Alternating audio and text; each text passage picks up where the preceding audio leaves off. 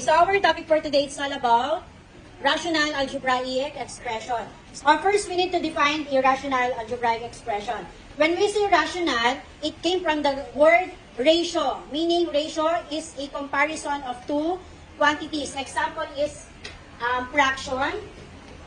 Okay, so another is whole numbers or decimal. Or just simply, a rational algebraic expression is a quotient of two polynomials, meaning a rational algebraic expression can be written in the form of P over Q, where P and Q are both polynomials and Q is not equal to 0. Because if Q is equal to 0, then we can say that the given expression is said to be undefined. Okay, so just like a whole number, kung di-divide tayo ng 0, so halimbawa we have 5 divided by 0, okay, ang sagot dyan, lalabas sa inyong calculator ay error, meaning wala siyang value, wala siyang answer. Just like in polynomials, kapag si polynomial, si denominator ay 0, so meaning our answer is undefined. Do you understand? What is a polynomial? Polynomial is consists of constant and variable, or pinagsamang constant or coefficient and variable. So sabi nga natin kanina, rational algebraic expression, our numerator and the denominator are both polynomials. Now, how to identify if the given expressions is not polynomial? Okay, rule number 1. A variable that has a fractional exponent is not a polynomial. Or just simply, if the exponent of the variable is fraction, then we can say that the given is not polynomial. Example, x raised to 1/2. What is the given variable? X. And what is the exponent of x? 1/2. Do you think 1/2 is a fraction? Yes. Therefore, the given is polynomials or not? Not polynomials. Ulitin ko ha. Kailan natin masasabi na hindi polynomials? Kapag ang exponent ng variable ay fraction. Si 1/2 ba ay fraction? Yes. Therefore, this is not polynomials. Do you understand? Okay, the second rule. We can say that the given expressions is not polynomial if the variable is found in the denominator. Ano ba yung denominator? Nasa baba. Okay, halimbawa, 1 over x. Sino ang ating numerator? 1. Sino ang denominator? Okay, ngayon, si x ba ay variable? Yes. So, ulitin ko. Hindi natin, masasabi natin na ito ay hindi polynomials kapag si variable ay nasa denominator. This is not polynomials. Do you understand? Yes. Number 3, we can say that the given expressions is not polynomial if the exponent of the variable is negative. Example, x raised to negative 1. What is the given variable? X. And what is the exponent of x?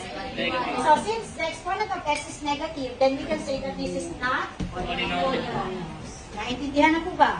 Okay, last one. We can say that the given expression is not a polynomial if the variable is found inside the radical sign. Ma'am, what is the radical sign? This is the radical sign. Kapag si variable ay nasa loob ng radical sign, then we can say that this is not polynomial. Tatandaan ha, si variable lang ang pinag-uusapan natin. Again, we can say that the given expressions is not polynomial. First, if the exponent of the variable is fraction. Second, if the variable is found in the denominator. Third, if the exponent of the variable is negative. And the last one, if the variable is found inside the radical sign, then we can say that the given is not polynomials. Do you understand? Now let's proceed. Let us identify if the given expressions is irrational or not. Okay, the given is 4 over x minus 1. First, we need to identify if the numerator is a polynomial. What is the given numerator? 4. 4 is a polynomial? Yes or no? Yes, very good. Okay, next, what is the denominator? X minus 1. Ito lang ang tignan natin o tayong titingin dito, ha? Okay, x minus 1 is a polynomial or not? Okay, who says polynomial? Okay, very good. Ulit, who says not? Not a polynomial. Okay, the answer is polynomial siya. Tingnan natin yung apat na to. Check the exponent. Okay, this is the given variable. What is the exponent of x? Imaginary fraction ba yun? No. Negative ba yun? Si xy nasa denominator? Wala. Si xy nasa loob ng radical sign? Okay, therefore, this is also polynomial. Now, kapag si numerator at si denominator ay parehas polynomial, then we can say that this is an example of rational algebraic expression. Kasi class, nakakonfuse kayo. Kung titignan nyo to, si x talaga ay nasa denominator. Ang tanong naman dyan is, magkaiba yung numerator mo sa denominator. Kaya iisa-isahin mo na sulat yan para hindi ka ma-confuse. Do you understand? O, another example. So the given is 3x over square root of x. What do you think is the answer? Rational or not? Okay, so who says this is not irrational? Yeah, why? Iha. Very good, because the variable is found inside the radical side. Therefore, this is polynomial, sir. Rational or not? Not rational. How about number 3?